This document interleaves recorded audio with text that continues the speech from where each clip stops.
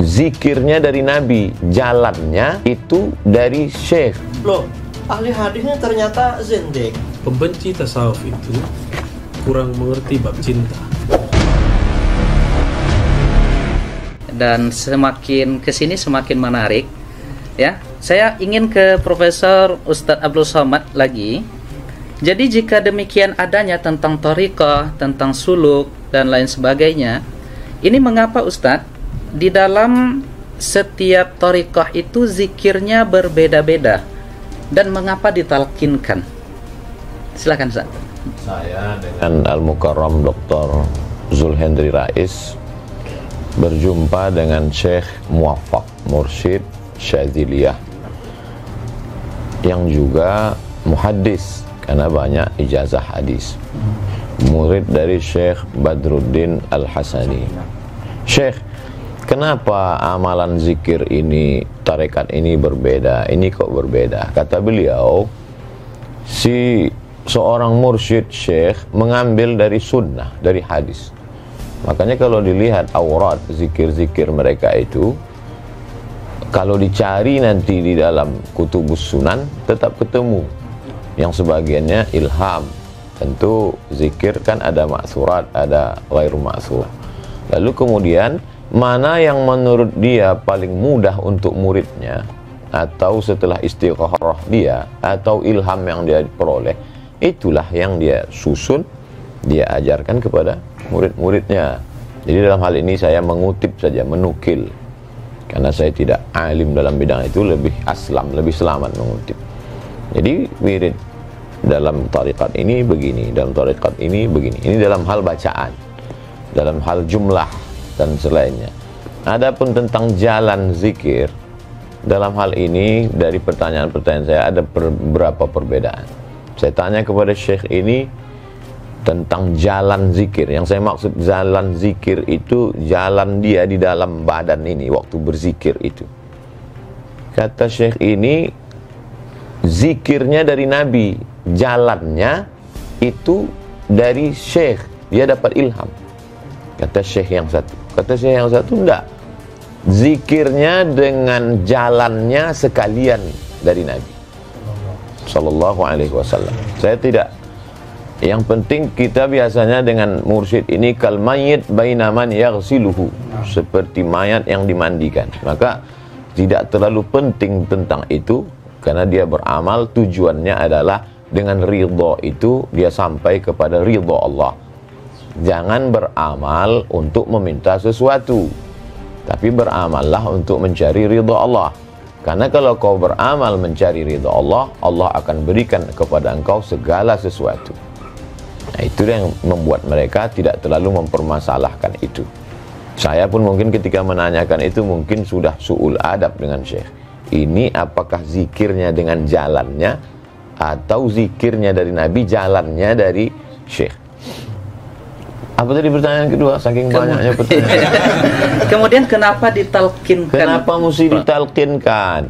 Kalau ada orang mempermasalahkan, Abdul Somad sudah talqin tarekat, maka dia sudah bid'ah. Kalau begitu, Anda juga melakukan bid'ah, karena baca Quran itu dengan talqin. Laqana yulaqqinu, mulaqqin si syekh, kita mulaqqan. Laqinu mautakum, talqinkanlah orang yang mau mati la ilaha illallah. Guru mentalkinkan la ilaha illallah, kata mulut dia, jalannya begini, kata dia. Maka talqin itu metode pendidikan dalam Islam. Bagaimana kita tahu membaca alif lam mim? Itu kan dari talqin. Kalau dari PDF, alama, alam nasrah dengan alif lam mim sama tulisannya. Syekh Muhammad Mutawalli Sya'rawi pertama tahfiz Quran kan gitu, dikomplainnya gurunya. Tunjukkannya. Ini alif lam mim. Kenapa di sini bacanya alam? Kenapa di sini alif lam mim? Itu tahu lewat talqin. Belajar hadis pun melalui talqin. Jadi kalau ada orang mempermasalahkan talqin dalam zikir, maka bermasalahlah semua ilmu kita ini. Jadi talaqi, musyafahah itu adalah nama lain dari talqin. hadis, akidah. Kita ini rata-rata kita bertalqin ke guru kita. Maka siapa yang tak bertalqin berarti dia dapat dari mana? Dari buku. Tahammul wal ada, level yang paling rendah adalah wijadah. Wijadah ketemu di mana? Ketemu di buku, walaupun itu diakui, tapi dia tetap mesti bersambung. Dalam hal zikir, dia tidak sekedar ilmu, tapi di sana ada mauhibah, di sana ada barokah, di sana ada faid, limpahan dari tuan-tuan guru. Itulah yang kita harapkan. Maka dengan duduk ini mudah-mudahan kita semua mendapatkan limpahan faidul barakah dari Kiai Idrus Ramli, dari Buya Ar-Razi Hashim. Tapi yang paling banyak mengharapkan ini pasti barokah dari Kiai Idrus Ramli. Termasuk Buya Ar-Razi pun ingin mendapat. Wallahu a'lam. Terima kasih Prof. Abdul Somad ya, yang sudah menjelaskan dengan begitu gamblang ya tentang sebegitu indahnya. Jadi apa yang disampaikan oleh Ustaz Abdul Somad dengan Buya Ar-Razi Hashim dengan Kiai Idrus Ramli tadi, sesungguhnya apa yang kita tanyakan dengan seluruh jawaban mereka tadi menampakkan keindahan pilar ketiga di dalam ajaran agama kita itu, yaitu tentang ihsan. Nah, kalau begitu Kiai, saya ingin ke Kiai Idrus Ramli lagi. Mengapa ada stigma miring terhadap tasawuf, atau banyak yang menyesatkan tasawuf ini Kiai, dan bahkan dengan tegas mereka katakan sufi itu zindik, kemudian sufi ini adalah orang-orang yang tidak terikat dengan Al-Quran dan Sunnah, dan mereka adalah ahlul bid'ah. Ini mengapa ada stigma dan kesan seperti itu Kiai? Silahkan Kiai. Ya, terima kasih ya. Stigma sebagian orang bahwa tasawuf itu sesat itu kebanyakan karena mereka tidak tahu. Jadi kata Imam Ghazali dalam kitab Yahya, sering beliau sampaikan, an-nasu a'da'u ma jahilu. Manusia biasanya memusuhi apa yang mereka tidak tahu. Coba mereka tahu, tidak akan begitu. Seperti misalnya juga seperti sebagian orang-orang ya, orang-orang yang tidak suka tasawuf bilang bahwa ajaran-ajaran tasawuf itu bertentangan dengan Al-Quran dan Sunnah. Padahal orang sufi itu paling rajin baca Quran. Paling rajin baca. Syaratnya sufi harus rajin baca Quran, rajin zikir, rajin sholat. Itu kan dari Al-Quran Sunnah semua. Kemudian juga masalah bertentangan dengan sunnah. Dan ilmu tasawuf seperti disampaikan oleh Imam Junaid Al-Baghdadi. Ahlus Sunnah ini imam mazhabnya dalam tasawuf Junaid bin Muhammad Al-Baghdadi. Imam Junaid Al-Baghdadi mengatakan ilmuna hadza muqayyadun bil kitab was sunnah. Ilmu kita ini diukur, dipagari, dibatasi, diatur dengan Al-Quran dan Sunnah. Bahkan ya kata beli artinya apa? Seorang ulama sufi, seorang mursyid itu harus ahli tafsir, harus ahli hadis. Kalau tidak ahli tafsir, tidak ahli hadis, maka gak bisa menjadi teladan dalam ilmu tasawuf. Itu kata Imam Al-Junaid Al-Baghdadi. Dan para ulama sufi ini dasar-dasarnya kembali pada Al-Quran, pada Alkitab dan Sunnah, lebih dari itu. Karenanya kalau kita membaca biografi para ulama sufi atau biografi para ulama ahli hadis lah, ada kitab biografi ahli hadis seperti kitab Tazkiratul Huffaz karangan Imam Az-Zahabi.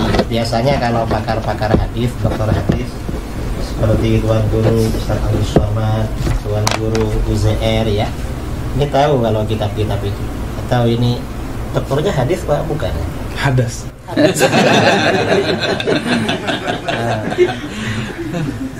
Akidah. Dokternya di akidah. Ya Bu ya? Ya, Di akidah. Saya kira ahli hadis. Ya. Hadisnya di Darussunnah ya. Bukan hadats akbar. Dia mau Jumat. Itu banyak kita jumpai para ahli hadis terkemuka itu justru ulama sufi. Baik. Sahih. Banyak para hufat ya. Jadi level tertinggi dalam ilmu hadis itu biasanya kan yang mendapat gelar hafiz atau hufat lah. Itu yang level tertinggi kalau di sekolah mungkin S3. Doktornya itu hafid itu. Nah, itu yang sufi itu banyak sekali. Ada misalnya kita kalau baca kitab sering Rawahu Abu Nu'aim. Abu Nu'aim ini orangnya sufi dan beliau menulis biografi para ulama sufi dengan metode ahli hadis yang berjudul kitab Hilyatul Auliya. Kitab Hilyah ini bisa dikatakan kitab tasawuf, bisa dikatakan kitab hadis.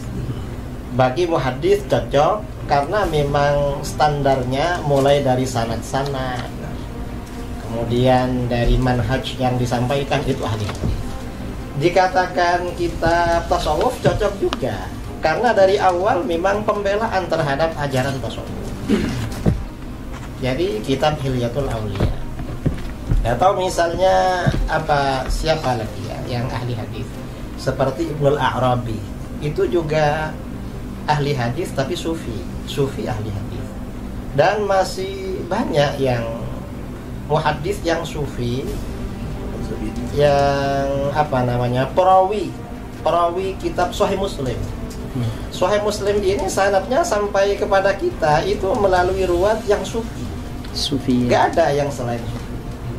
Kalau ilmu tasawuf dibatalkan, habis semua riwayatan kita terhadap kutubus sittah ini habis semua putus. Karena ulama sufi memang yang mengemban itu. Kemudian lagi ya, ada yang mengatakan bahwa di kalangan tasawuf itu ada kelompok zindik. Yang zindik itu mungkin itu yang disebut dengan dakhil, oknum. Jadi dia sebenarnya bukan betul-betul sufi, tetapi tasawuf dijadikan kedok untuk menyebarkan kezindikannya. Nah, untuk oknum-oknum seperti ini bukan hanya di kalangan sufi, di kalangan ahli hadis ada juga. Makanya di kitab-kitab mustalah hadis ya, ada hadis-hadis palsu ahdatsat uzzanadiqah yang dibikin-bikin oleh orang-orang zindik. Dan ini gak bisa kelompok zindik yang membuat hadis-hadis palsu lalu kita jadikan stempel untuk merusak semua ahli hadis misalnya. Loh, ahli hadisnya ternyata zindik, padahal ya cuma oknum. Oknum itu ya di mana-mana. Di mana-mana ada. Di kalangan ahli kalam yang zindik ya juga ada. Kalangan ahli hadis ya ada. Hatta di kalangan fuqaha yang punya pendapat syadz itu juga ada. Di mana-mana ada memang. Dan kita ya menilai sesuatu itu standarnya secara umum, secara ghalib, bukan pakai standar yang syadz, yang oknum-oknum itu. Saya kira itu ya. Kalau masalah thariqah, sebenarnya kita semua ini berthariqah. Saya kalau thariqah dalam istilah ini tasawuf, thariqahnya secara tabarruk syadzili. Tapi kalau thariqatul hayah, thariqah kehidupan saya seperti dari guru-guru saya selalu menyampaikan thariqatuna at-ta'allum wa ta'lim. Thariqah saya ini belajar dan mengajar. Ada guru-guru mau ngajar kita dengar. Ada orang-orang mau belajar sama kita, ya kita ajari. Itu thariqah kita memang. Saya akan ke Buya Ar-Razi Hashim. Jadi turunan dari ajaran thariqah itu Buya. Dan kita sering diserang di sini. Dan anehnya lagi saya lihat, yang saya perhatikan, mereka juga sesungguhnya ini persoalan robitah. Jadi ada yang menyerang kita dalam persoalan robitah, tetapi sesungguhnya mereka berrobitah. Allahumma innaka ta'lamu anna hadhil quluba qad istama'at, dan itu mereka sebut juga sebagai kawan-kawan kita sebagai doa robitah. Nah, sekarang robitah itu apa Buya? Dan apakah betul robitah itu dalam tanda kutip mempertuhankan guru. Kadang kita di ribat-ribat di majelis kita itu ada foto-foto guru kita, dan kita dituduh oleh sebahagian sahabat-sahabat kita ini mempertuhankan, mengqadasahkan guru. Nah, jadi bagaimana ini Bu ya? Silakan Bu ya. Ya, para pembenci tasawuf itu kurang mengerti bab cinta. Rabithah itu adalah alaqatul hub baina syekh wal murid, baina al-murid wa syekh. Jadi hubungan cinta antara guru, murid dan guru. Seharusnya rabithah itu, jadi kita bagi, ada ar-rabithah al-kubra, ada ar-rabithah as-sughra. Yang paling pantas kita ikat cinta itu hanya kepada Allah. Allah hanya bisa lewat Rasulullah. Maka rabithah yang kubra itu cuma kepada baginda Rasulullah SAW. Namun karena kita tidak bertemu Rasulullah, maka Nabi mengatakan, tuba liman ra'ani, tuba liman ra'ani. Kalau nggak bertemu aku, kan tadi beruntung yang bertemu aku, melihat aku. Ya sudah, tuba liman ra'a man ra'ani. Itu rabithah. Itu dalil rabithah yang pertama yang paling sahih. Ya. Dan disebutkan di riwayat Ahmad, Nabi mengulangnya sab'an, berarti 7 kali. Liman ra'a man ra'a man ra'a man ra'a, ada 7 generasi. Ya. Terus dalam hadis Imam Ibnu Majah ada semakna, Ahmad juga ada, Abu Nuaim dalam Hilyah tadi disebut oleh Pak Kiai Idrus. Nabi ditanya 2 lafaz, man awliyaullah, yang kedua man khairun nas. Apa jawaban Nabi? Man idza ru'u dzukirallah. Itulah dalil rabithah terkuat. Dan cara rabithah ada di situ. Siapa yang jika dia dipandang, divisualkan, diingat, maka mengingat mereka, memandang mereka, menghantarkan kita kepada Allah Subhanahu wa taala. Itulah rabithah yang hakiki. Ya. Dan itu mesti bersanad. Ya. Mesti ditalkinkan. Ya. Jadi itu dalil rabithah. Apa masih kurang? Iya. Artinya semua amalan-amalan yang ada atau praktek di dalam dunia tasawuf itu ada dalilnya dari Al-Quran dan Sunnah ya. Nah, sekarang ru'u kan dipandang. Dipandang. Karena kita susah membayangkan guru, boleh nggak kita ambil foto guru taruh di rumah? Iya. Boleh nggak? Boleh. Kalau memandang foto beliau membuat kita ingat ilmu beliau tentang zikrullah, maka bagian dari rabithah. Dulu kalau orang-orang Pariaman di mat'amnya itu, di rumah makannya ada foto Angku Salih. Ya. Angku Salih itu dulu berkalam, kalau fotoku ada di rumah kalian, tapi kalian tidak sholat, tolong dicopot, tolong dibakar. Berarti rabithahnya nggak nyambung gitu. Terputus Bu ya. Nah, itu salah satu contoh rabithah.